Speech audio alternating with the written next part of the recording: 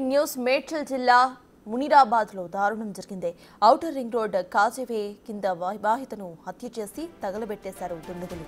హత్య తరువాత dead బాడీపై petrol పోసి నిప్పంటించారు. స్థానికులు అందించిన సమాచారంతో మేడ్చల్ పోలీసులు ఘటనా స్థలానికి చేరుకొని ఆధారాలను సేకరించి కేసును దర్యాప్తు చేస్తున్నారు. నిందితుల కోసం 4 బృందాలుగా ఏర్పడి గాలిస్తున్నారు పోలీసులు.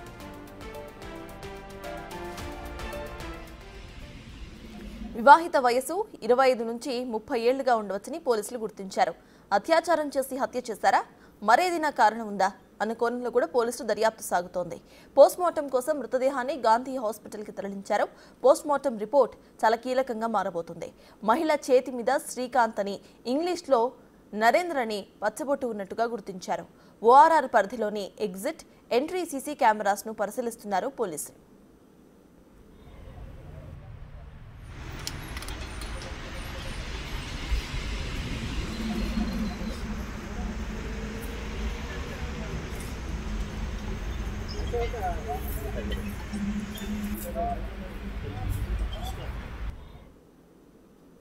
మేడ్చల్ జిల్లా మునిరాబాద్ లో జరిగిన ఈ దారుణానికి సంబంధించిన పూర్తి డీటెయిల్స్ ను మా ప్రతినిధి సుజాత అందిస్తారు. సుజాత, చెప్పండి, ఒక వివాహితను అక్కడ చంపేసినట్టుగా తెలుస్తోంది, అసలు అప్డేట్స్ ఏంటి?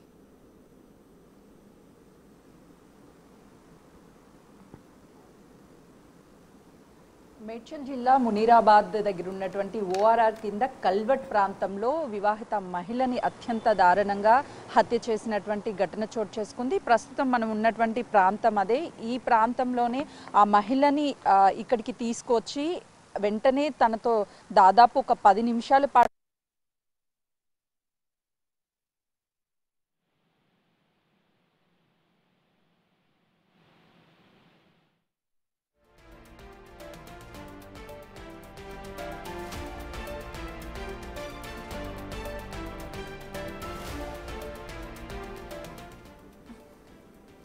మేడ్చల్ జిల్లా మునిరాబాద్ లో దారుణం జరిగింది. ఔటర్ రింగ్ రోడ్ కాజ్వే కింద వివాహితను హత్య చేసి తగలబెట్టేశారు దుండగులు. హత్య తర్వాత డెడ్ బాడీపై పెట్రోల్ పోసి నిప్పంటించారు. స్థానికులు అందించిన సమాచారంతో మేడ్చల్ పోలీసులు ఘటనా స్థలానికి చేరుకుని ఆధారాలను సేకరించి కేసును దర్యాప్తు చేస్తున్నారు. అయితే నిందితుల కోసం 4 బృందాలుగా ఏర్పడి గాలిస్తున్నారు పోలీసులు. వివాహిత వయసు 25 నుండి 30 సంవత్సరాలుగా ఉన్నట్టుగా తెలుస్తోంది.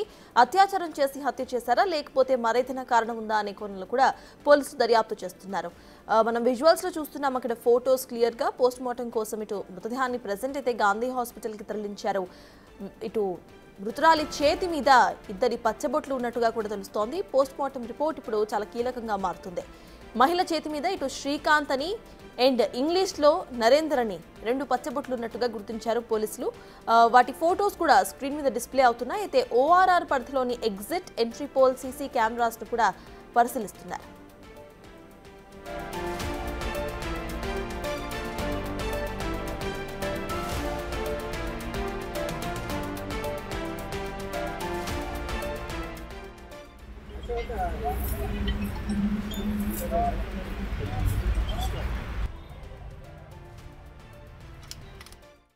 మధ్యాహ్నం 3 గంటలకు మాకు ఇక్కడ ఓఆర్ఆర్ కల్వర్ట్ కింద ఒక స్త్రీ శవం పడి ఉంది అనే సమాచారం మేరకు మా మేడ్చల్ SHO మరియు వారి సిబ్బంది వచ్చి చూడడం జరిగింది. చూస్తే ఆమె మ్యారీడ్ ఉమెన్, 25 to 30 ఇయర్స్ ఉంటుంది, హైట్ 5 feet ఉంటుంది.